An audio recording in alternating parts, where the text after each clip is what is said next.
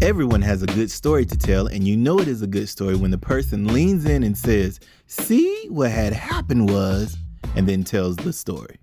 This podcast provides those opportunities to tell those types of stories in education. The stories will be from the good, the bad, and everything in between. We wanted to do this podcast to showcase stories in education and to give flowers to educators who deserve recognition for their excellence. Our guests will feature parents, students, teachers, administrators, and just about anyone who is involved in education. These stories will inspire you, challenge you, and help you to reflect on your practice of education, whether it be from the inside of the classroom or outside. If you have a good story to tell, we'd love to hear it. Email us at contact@andredoughty.org. We'd love to have you or your story on a future episode. See What Had Happened starts now. Welcome to See What Had Happened, where we share stories from the good, the bad, and everything in between. We are your co-hosts, Danielle and Andre Daughty. Now, if this is your very first episode, you are here with us, welcome. We are so glad that you clicked that button or you stumbled upon us and you found us in some way. We really truly appreciate you guys. listening or watching. Now, if this is your umpteenth time hanging out with us today, man, what's up? Welcome back. Hey. Thank you for your continued support. We truly appreciate it. Yes.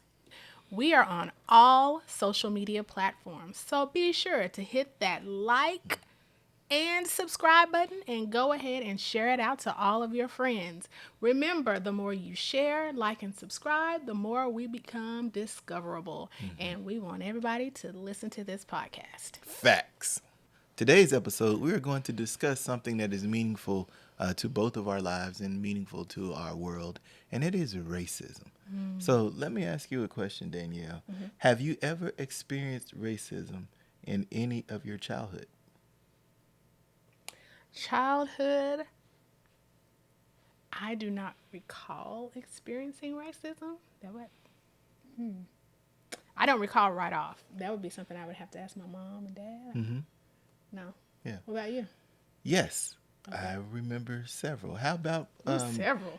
All right. What about post school? Since you said no to any of your childhood, what about as an adult with kids?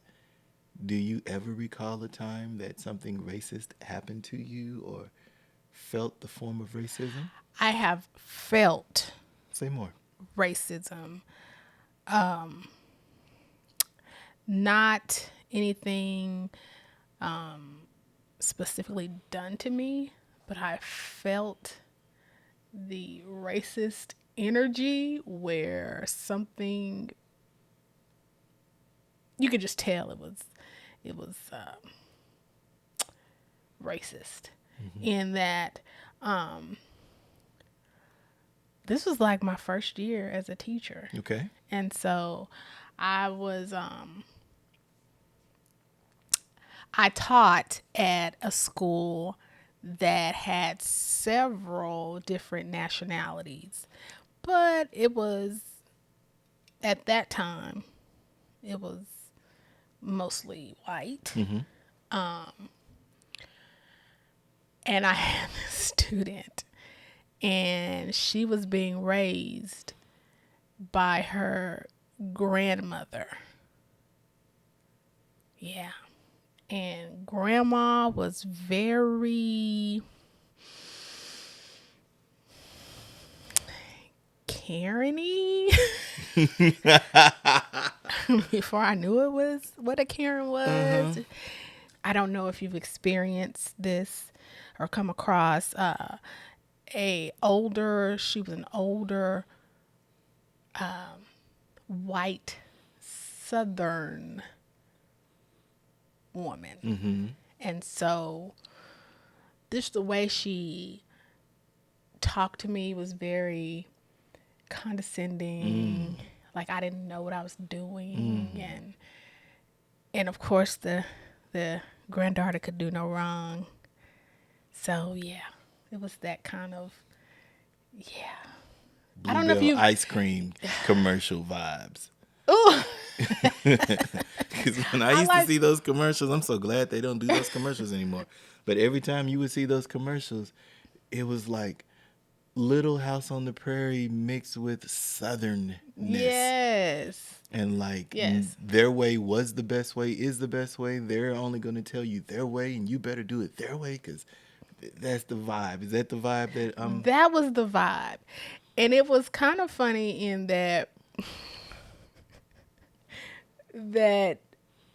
if since I didn't know how to do my job, like there was really like who could you go to because the principal is black. So, like, she just mad all around? yeah, Yeah. yeah. So Okay. yeah, just that energy is very, very draining. Yeah. And for those who perhaps have never felt that energy, it's all of a sudden like a negativity fills the air. And any of the positive momentum that you had in the classroom immediately goes away. Yeah. And so then you as educator or as teacher in this situation, you then have to decipher where is the energy, where did it go, who drained it. And so you're doing like an analysis around the room or in the conversation to see where did it take that turn for the worst. And then you try to bring that positivity back, whether it be through a joke or a story or something, to kind of get it back on the right track. And it sounds like in this situation, it was not happening. Yeah, she was just different. And I think here's the thing. Children are like very loving. Yes. It is I don't want to say that they don't see race or they don't see color. That's not they do see color. But it is not top of mind. Like that is not where they make the they don't base their decisions off Correct. of color. Yeah. So this particular student, she was coddled a lot, very spoiled, but by the end of the school year, I mean, like, I could not get her from being in my face or, giving me hugs the next school year. Hey, Miss Doughty, blah, blah, blah, blah. I miss being in your class, that type of deal. And I think that rubbed Grandma the wrong way. Yeah. Yeah. So almost like a replacement, it sounds like, where what Grandma was teaching at home wasn't aligning to what she was seeing in the classroom. And so that made Grandma upset. Sure. Okay. Well, today's story comes from Andre. Okay. And I wanted to lead with that question because sometimes we as students, we don't see it. Sometimes we as teachers, we don't see it. Sometimes administrators or even citizens, we don't see it. And that's where those microaggressions could really come in. Right. Then there are some times that are blatant and you see it. So this takes me all the way back to my 5th grade year in school. Now, in Oklahoma City, at this time, there was a 5th grade center. So all of the elementary schools were K through 4. And then they all bused all the 5th graders to this one school. And so it was like a massive, mega 5th grade school. And we had our science fair. So my mom and my dad are like, hey, you going to do science. Black people can do science. We're going to do a science project. And I'm like, okay, volcano. Because, that's what you do. 5th grade, you want to do something cool. An exploding volcano is absolutely cool. Mom, let's do exploding volcano. Let's go. She's like, no, everybody's going to do volcanoes. And I'm like, look, that's the whole point That's of how it. your mother sounded? No, Not just- my sweet mother in love. In this story, everybody's going to do it. And I was like, no. Okay. I said, all right, so we're going to have something fun. She was like, well, how about a water test? And I was like, wait, what? And the water test where you dip the little stick in the water to see the pH levels. Like And you tested for the pool? yeah, I was like, wait a minute, that's not cool.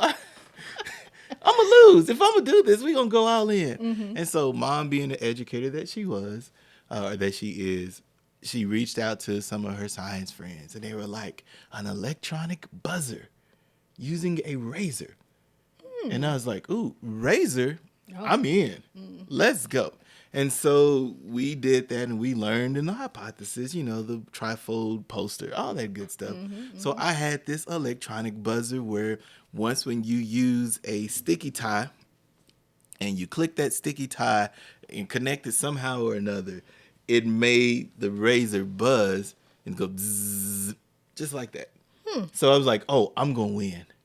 Because everybody else has volcanoes. I am going to win. Okay. And so we do the 5th grade center science fair in the cafeteria. People walk up and down the rows, all that good stuff. And I won.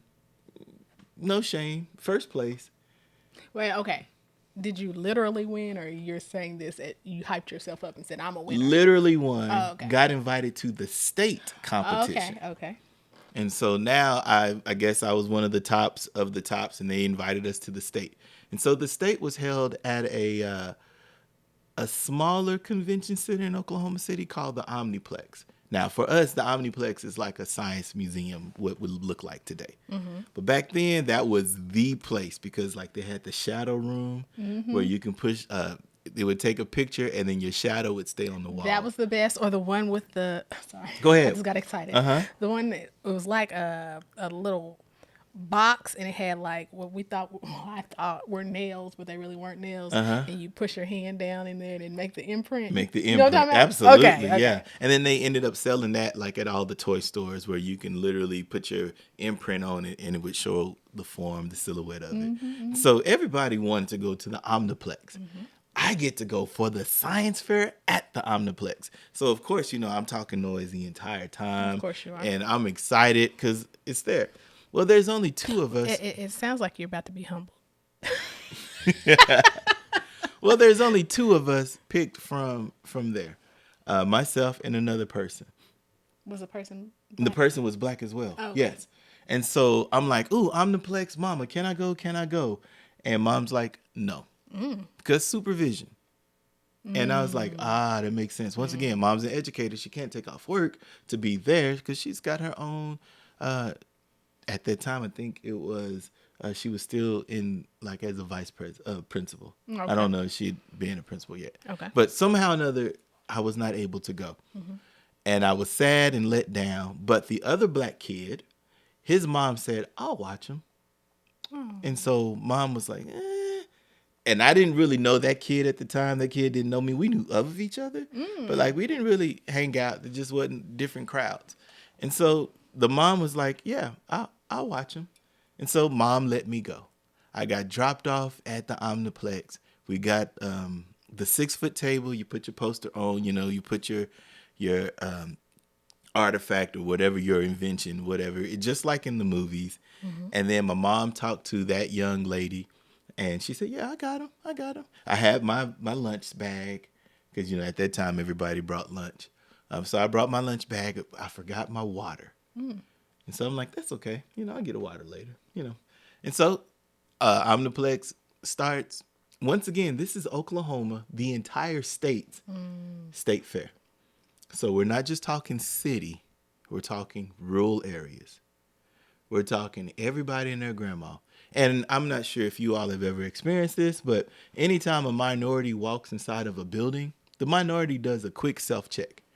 And the check is, let me look around this room, find all the exits. Where are they? Just in case something go down, I can break. And then the second thing, let me look around this room and see how many people look like me. Yes. And there was only one. Me and the person and his mother. So it's 2 of us in this entire Omniplex of science fairs, and we look alike. And I did a quick walk up and down the rows and the aisles just to make sure, because perhaps they were hiding behind a poster. No, it was just us 2. I already had the talk. I already know what the talk looks like. Stay at your table. Eat your lunch behind your poster. Don't move unless you have to go to the restroom. Here's the restrooms over there. Afterwards, come back. All good. Now, were you and your friend near each other? No. Oh, okay. Yeah. So the friend was 2 or 3 rows away. Like I would have had to walk a good distance to get to their table. Okay. And so his mom would periodically just make a lap and kind of check on me, I would give a thumbs up. So here it is. Everybody starting. The science fair starts. The judges come around, the parents, the families, people give you funky looks. Others are genuinely interested. Like, what is this about? And you really don't know which ones are the judges, because they didn't have clipboards then. Just everybody was walking around and everything was good. The science fair has now officially begun. And after doing a quick look around while setting up, I realized that I'm the only person there with an electronic buzzer. I'm the only person there that actually has something that vibrates and moves. Everybody else, you have your volcanoes, you had just some of them with just the poster board, but I actually have an artifact that the participants can touch, and it moves. So I know I'm winning. All I got to do is prove it with my mouth. I'm a talker. Anybody who knows me knows that I can talk. Yes, you can. Oh, boy. So I'm really in my bag now. People are walking up and down, they tell me more about this. And I'm leaning into the conversations. Well, Jane, blah, blah, blah, blah, blah, because they all had like name tags and stuff. You call them by their first name? And, other parents and, being respectful to the parents. But, the students, like, I know I'm winning this. And it's lunchtime now. So at lunch, once again, had the talk. So I sit behind the poster, behind the 6-foot table. They gave us a chair to sit down. And I'm eating lunch like nothing. I'm by myself because everybody else, they're not trying to talk to me. I get it. It's all good. I can, entertain myself. But I got thirsty. So I look around and I'm seeing kids at the concession stands. I see other students running up and down, just going crazy. And once again, having the talk. There's only 2 of us, so it can't be me. I can't even look like I'm going crazy because the black kid. Right. With an afro. Oh, you had a little Yeah, I had a little afro at that time, too. Okay. So, okay, great. No big deal. I look at some double doors. I look to the restroom to see if there's a water fountain. There's no water fountain near the restroom. Okay. So, okay, let me just go out these double doors and see if there's, a water fountain somewhere nearby here. And so I walk out of the double doors, and it's like a convention center, sort of, where it's just lots of space, lots of doors. And I'm looking, and I don't see a water fountain, so I keep walking some more. A policeman starts to follow me. So I turn, look at him, I wave, I keep on going, looking for more, a water fountain or something, looking for someone to tell me, hey, the water's this way. And so I open 1 or 2 doors, just to peek in and say, excuse me. Maybe someone would say, yeah, can you point me in the direction of a water fountain? Something, nothing. So I'm walking a little bit more. I peek my head down one hall, and almost like a scary movie jump scare, when I turn back around, that officer's right there in my face. Hi, I'm looking for a water fountain. Can you? And I didn't even get to finish the sentence. And he said, boy, what are you doing? Ooh, Pause. Let's just take a moment here. Yeah. Boy. We know the context when you hear the word boy. For those of you who are listening and or watching, and you are not familiar with the term boy in the context of blackness and whiteness, you have the term boy that is disrespectful, and then you have the term gal that is disrespectful. And go. So I paused, and I quickly realized that he is aggressive. So now I'm going past the conversation with what my parents had to the conversation of this is what you do. It's almost like a checklist. This is what you do if this happens. And so I say, sir, I'm looking, because you got to say sir so they feel empowered. Sir, I'm looking, plus he's an older white man. Sir, I'm looking for a water fountain. Can you boy, you over here casing the joint? Pause again. See, I'm getting upset in my spirit. Well, I just, this is the first time I'm hearing this story. And I'm it's sorry. It's a little much. Yeah, it is. So the second time he says this, a crowd starts to gather. So I don't know what happened, how it happened, but like in your dreams, when you blink, you go from setting to setting, the scene to scene. Similar here.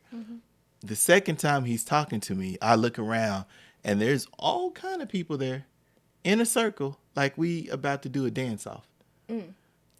And he said, "You casing the joint? You trying to steal up in here?" And now everybody's chattering. "Oh, he's a thief. He's still. Oh, well, I saw him opening doors. And all this other stuff. Oh, he's trying to." And I've got nothing in my hands. I've got on my Sunday best, and most Sunday best clothes, you really can't put a whole bunch in your pockets. So I'm trying to find water. Then he grabs me by the hand or the wrist, and now I'm in a situation. And everybody is cheering him on. Now here's the thing, because I'm relating this to today's time. Mm-hmm. With everything that's going on with, going on with George Floyd, Ahmaud Arbery, Tamir Rice. Mm-hmm. Or the ones where they were in Walmart and they were just deemed suspicious. Yes, All because the profiling. Mm-hmm. yes, because he grabbed you by the wrist. Correct. Now, if you had jerked your wrist from him, Mm-hmm. that would be considered as aggression, Mm-hmm. resisting, Mm-hmm. not complying. Mm-hmm. Going for a gun. Mm-hmm. Yes. Going for the taser. Yes, Mm-hmm. which leads to other things. Mm-hmm. So, okay. So imagine a 5th grade Andre who is a talker with an afro, and I'm what? And so he when he grabbed for my wrist, it appeared in my mind as he's about to walk me somewhere. Mm-hmm. Like he's gonna pull my arm and walk me that way. And I say, "I'm just looking for water. I'm just looking for water." "No, you're not." In the crowd. Crowd, you wasn't there. Where's the friend's mama? Where's the friend's mama? That was the saving grace. Okay. That was the saving grace to the story. Okay. The friend's mama took her rounds to check on me, and she noticed that I was not sitting there. So she heard noise in the hall, and she walked out to the hall, and she saw me in the center of the circle of people with the police. You know what just popped in my mind? What's that? The scene from The Color Purple where Miss Sophia, they're in town, and she's teaching the white lady how to drive, Mm-hmm. and they're about to take her kids. You remember that? Yes, I do. And they had that scene, the shot where she's in the middle, and then the police officer comes and knocks her out, and she falls down. There's a crowd around them. Yes. That's what just Similar. Yeah. More people in the crowd. Because once again, we're talking students who were running all over the place. Right. Parents who were there, educators, experts, whomever, office staff coming out of from wherever they were coming out of, because you hear this noise and this commotion. So people are perhaps investigating to see what's going on, or perhaps just looking and people watching.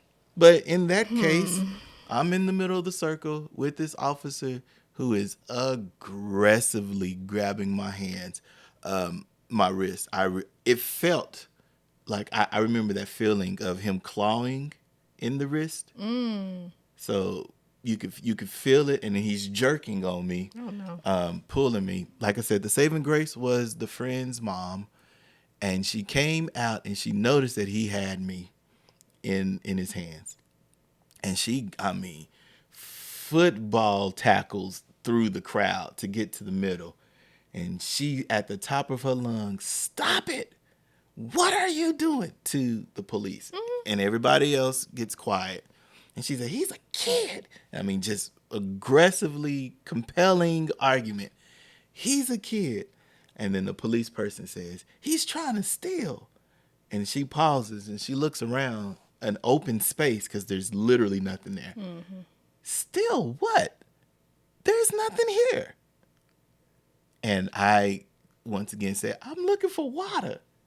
And then that's when her mama mode jumped in. And she got upset. And when I tell you, she gave not just the police person, but the entire crowd the business. Oh, she gave them the business.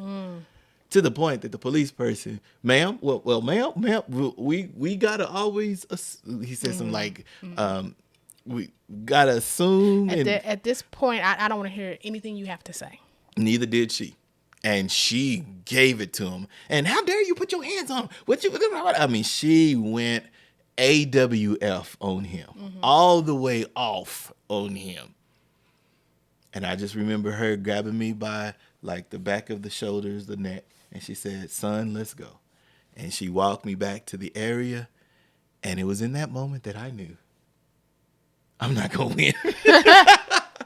There is no chance in the world that I am not going to win this. The crowd followed me as if I was a parade major, drum major walking the parade. Shoot, I don't want to. They followed me back. I sat down. Did you ever get the water? I did not get the water. I did not get the water. Dang shame. Nor did they point me in the direction of where the water was. The one thing I remember afterwards was I was sitting there, and I didn't even want to eat now.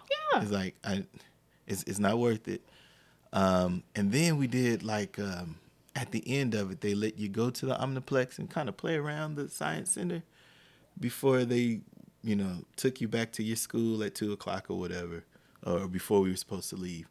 And I remember after the science fair was over, all the kids, by this time I'm popular, all the kids, you're going to come, let's go to the shadow room. No, I don't want to go to the shadow room. I got your shot. Let's go to the I don't.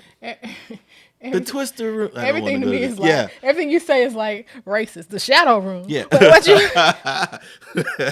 Twister.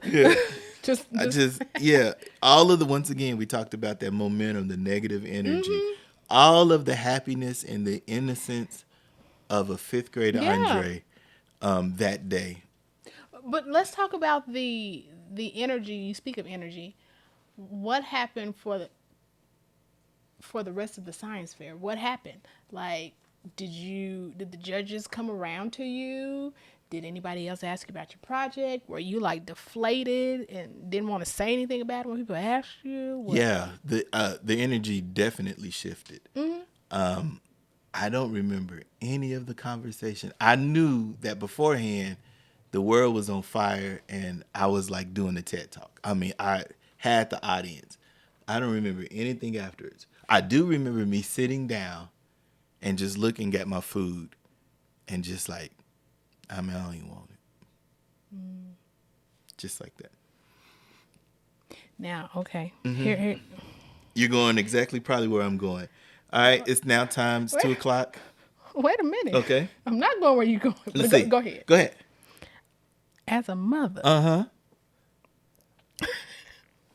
I just need to know Cedra Doughty's reaction. Yes. That's where you were going exactly where I was going. Okay. Yeah. End of the day, 2:00-ish. Once again, the students had the opportunity to go to the Omniplex and to play and to have fun. And so somehow or another, Cedra Doughty was going to meet me at the Omniplex because her school wasn't too far away. And she would just pick me up from the Omniplex, celebrate with me, with the other friend and the mom, thank all that good stuff. So can you just imagine the conversation of getting a phone call from that mother from the Omniplex? Cedra Doughty is in the middle of teaching or doing something in education at her school, so she can't get away. And then you get a phone call and saying, ma'am, there's been an incident. And to put it in context, there were no cell phones. Correct. There's no texting. There's Correct. no pagers. There is, you call the office, the secretary writes on the carbon paper, writes the message on there, and then the message gets delivered at a certain time. Facts. Or you call the school. The school gets the message, and then the secretary or somebody from the office clicks a little intercom system and says, "We got a message for you coming." Whatever. Right. Cedra Doughty gets up to the Omniplex, and Cedra Doughty is full mama mode. Yeah. And the other black mom greets Cedra Doughty at the door. And Cedra Doughty's first words were, "Where is he?" Where is he? And once Sounds about again, right. since there's only 3 black people in that building, officials, managers, employees could easily tell whose mama that person was. And when she walks in the door, "Where is he?" "Ma'am, we can't locate him." "Ma'am, he had another assignment." "Ma'am, he gone." "Ma'am," in other words, "Ma'am, we want him out of here before everything go crazy." Because What you're it's saying about is to go down. you want me to tear up this Omniplex. That's what It's what I hear you It say. was about to go down, ma'am. We sent him back on patrol. "Ma'am, he's no longer here for the rest of the day," or whatever it is. Because he was not there. He was no longer walking up and down. He was no longer patrolling. How nothing. convenient. He was gone. How convenient. And I remember specifically him not being where he had been all morning or whatever. He's gone. My mom gave some stern words that I don't remember to officials. She puts me in the car, and so now I'm tearing down my electronic buzzer and my poster. And like I said before, I didn't even really care anymore. Right. We put it in the car, and the car ride home, just silent. And that's all I remember about that. Wow. To take the innocence Yes. of a great day to profile of a kid that didn't look like. To see and to notice and to observe all these other kids running around this science museum, crazy, unchaperoned, but then to see me looking for water. And I've played this story in my head umpteen dozen times. A 5th grader walking out. 5th grade, yeah, okay, you know better as a 5th grader. 5th grader leaving the science fair area, going through double doors. First thought, okay, there's a kid that shouldn't be in this hall. Yeah, let me follow him. Okay. Yeah, this kid said he's looking for water.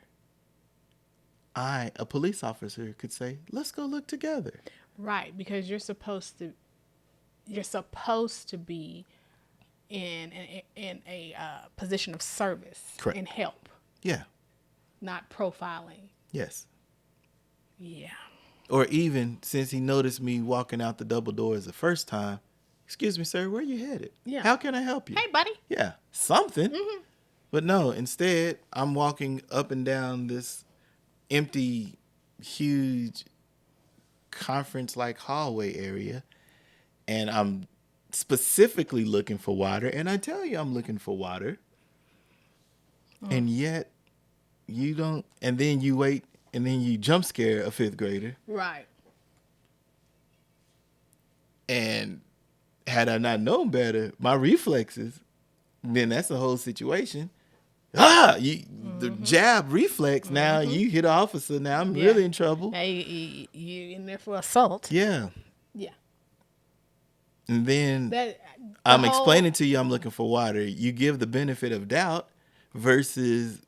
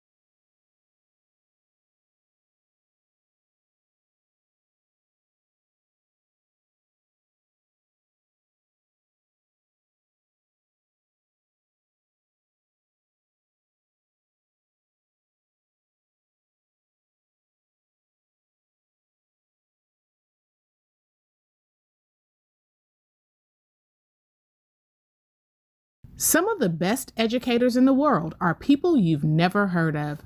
They may not be on TV or get the National Teacher of the Year awards, but we want to give those teachers their flowers today.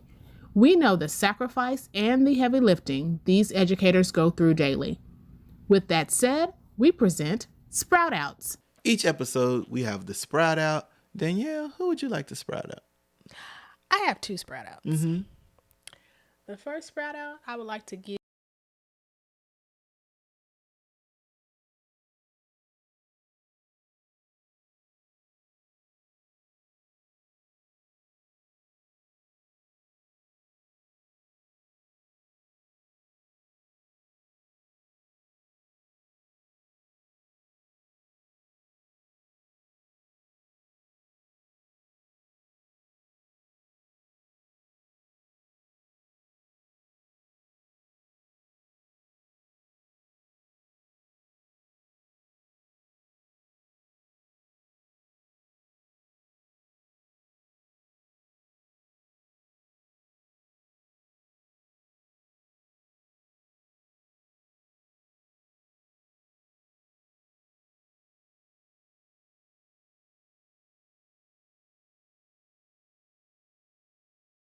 We believe when one wins, we all win.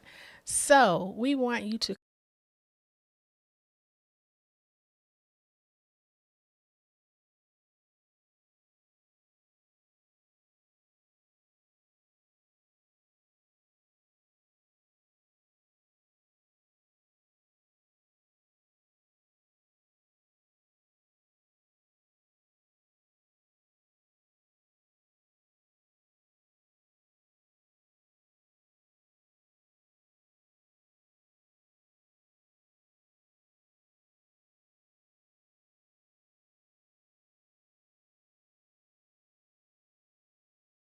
This podcast is a proud member of the Teach Better Podcast Network. Better today, better tomorrow, and the podcast to get you there. You can find out more at teachbetter.com/podcast.